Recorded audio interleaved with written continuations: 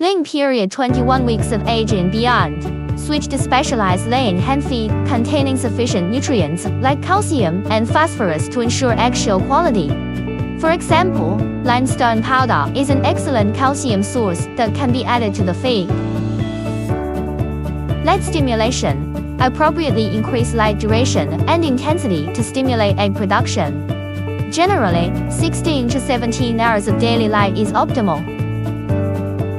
Egg collection. Collect eggs daily at fixed times, handling them gently to prevent breakage. Simultaneously perform preliminary sorting to remove cracked, damaged, or deformed eggs. Disease prevention and treatment. Daily observation of hen's mental state, feeding behavior, and fecal condition is essential.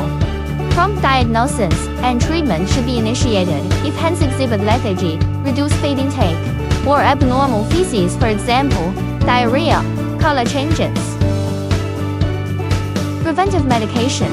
Regularly add prophylactic drugs to feed or water, such as antibiotics within legal and regulatory compliance, and anticoccidials.